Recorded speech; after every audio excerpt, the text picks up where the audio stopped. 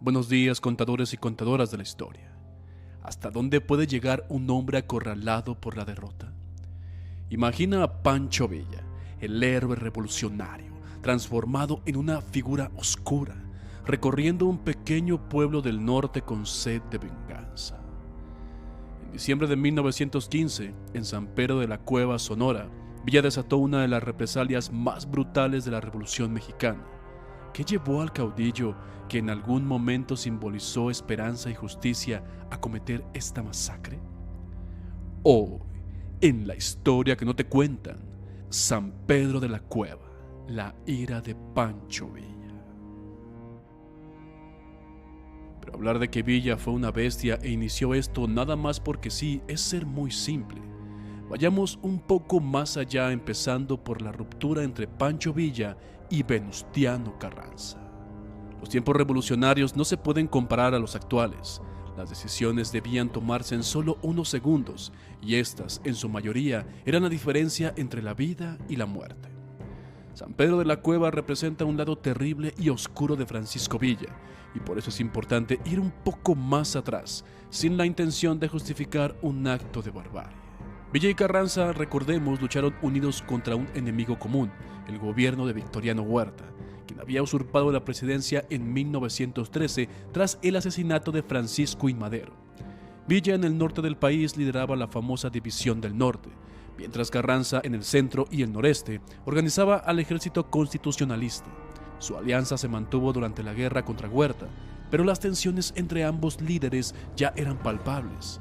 Carranza temió siempre al poder de convocatoria de Villa y a cómo en unos cuantos años había logrado la formación de un ejército de miles de hombres.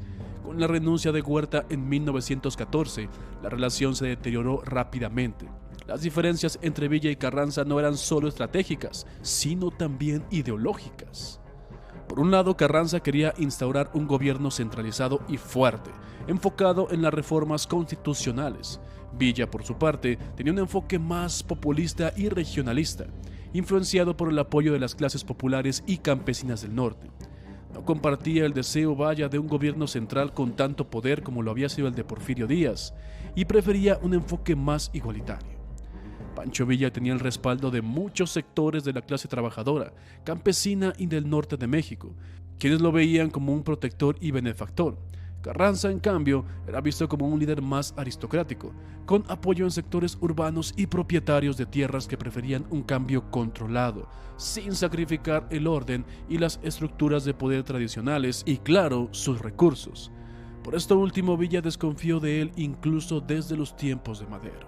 La situación culminó en la Convención de Aguascalientes en 1914, donde los líderes revolucionarios se unieron para decidir el futuro de la nación. Aunque se acordó que Eulalio Gutiérrez asumiría la presidencia provisional, Villa y Zapata formaron una alianza, el Ejército Convencionista, para oponerse a Carranza, quien rechazó las decisiones de la convención y se autoproclamó primer jefe de la revolución.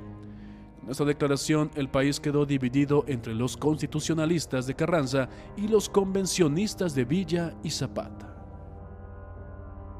Y continuamos con Obregón, la horma del zapato de Villa. Después de la ruptura con Carranza y la formación de la alianza con Emiliano Zapata, Villa intentó desafiar militarmente a las fuerzas constitucionalistas en una serie de batallas decisivas en 1915. Muchas de las cuales terminaron en severas derrotas para él. La primera fue la batalla de Celaya en abril de 1915. Este fue el primer gran enfrentamiento entre las fuerzas de Villa y las de Obregón. Este último tenía conocimientos de las tácticas que se estaban usando en Europa por la Primera Guerra Mundial.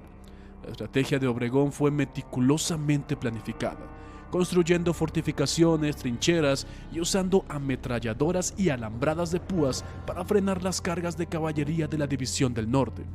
Esta batalla fue un desastre para Villa. Aquí perdió gran parte de sus tropas y equipamiento. Las batallas de Trinidad, que iniciaron el 27 de abril y terminaron el 5 de junio de 1915. Tras la derrota de Celaya, Villa reorganizó a sus tropas y lanzó otro ataque contra Obregón en Trinidad, Guanajuato. Este enfrentamiento fue prolongado y brutal, pero una vez más, las tácticas defensivas de Obregón superaron a la caballería de Villa. La batalla de Trinidad desgastó aún más a la División del Norte, privándola de hombres y recursos tan necesarios en ese momento. La Batalla de León, en junio de 1915. Este fue el enfrentamiento final de la campaña contra Obregón y uno de los más sangrientos de la Revolución. Villa y sus hombres lucharon con más corazón que estrategia, pero Obregón nuevamente aprovechó las tácticas modernas y la estrategia defensiva. Villa sufrió otra derrota devastadora, perdiendo más soldados y enfrentando el agotamiento de sus recursos. Para mediados de 1915, después de esas terribles derrotas, Villa había perdido no solo el poderío de la División del Norte, también la moral de sus tropas y el respaldo de muchos aliados. Su ejército, antes temido y admirado, quedó reducido y debilitado. Estos reveses lo dejaron en una situación desesperada, donde su estrategia pasó de ofensiva a defensiva y en muchos casos a tomar represalias violentas contra aquellos que consideraba traidores, como en el caso de San Pedro de la Cueva. Diciembre de 1915. Pancho Villa ya no era el general victorioso que había comandado la imponente División del Norte. Tras una serie de derrotas humillantes frente a las fuerzas de Álvaro Obregón, el ejército de Villa estaba reducido, sus filas diezmadas y su liderazgo cuestionado. Cansado y sin recursos, Villa estaba furioso, amargado y cada vez más aislado. El hombre que alguna vez fue símbolo de esperanza para las clases populares del norte, ahora vagaba con sus soldados por los desiertos y montañas de Sonora, arrastrando el peso de sus derrotas y su orgullo herido. Fue en ese momento de desesperación y resentimiento que Villa llegó a San Pedro de la Cueva, un pequeño pueblo en el norte de Sonora. La gente de este lugar ya había escuchado rumores de la caída de Villa y de su ferocidad cada vez más errática. Algunos habitantes temían que el revolucionario, como animal herido, reaccionara con una violencia impredecible. Al llegar, Villa y sus hombres encontraron un panorama que solo aumentó la cólera.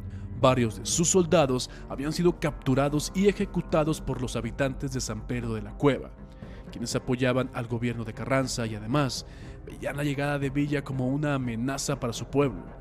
Villa interpretó este acto como una traición abominable y una ofensa a su autoridad. Sus soldados, agotados y hambrientos, lo vieron estallar de ira, maldiciendo y jurando que aquel acto no quedaría sin castigo. En ese momento Villa se volvió un hombre cegado por la sed de venganza, decidido a hacer pagar a todos aquellos que hubieran osado tal desafío. Con los habitantes del pueblo a su merced, Villa convocó a los hombres de San Pedro de la Cueva, ordenando que se alinearan en la plaza central. Bajo el cielo gris y el aire pesado del norte, los pobladores, ya aterrados por los gritos de Villa y el rugido de las armas de sus soldados, comenzaron a entender el terrible destino que les esperaba. Uno a uno, los hombres del pueblo fueron forzados a arrodillarse frente a los soldados de Villa, que ya habían recibido la orden de abrir fuego sin piedad. Aquellos que intentaron hablar o suplicar por sus vidas fueron brutalmente callados.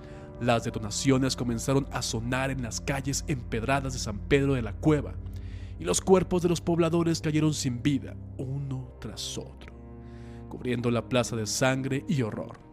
La masacre duró horas, mientras Villa ordenaba que ninguno de los presentes se librara de la ejecución. Según algunos testimonios posteriores, cerca de 90, algunos dicen más de 100 hombres fueron asesinados aquel día. Algunos de los soldados de Villa, que tiempo atrás habían visto en él a un héroe, empezaron a mirar al general con miedo y descontento.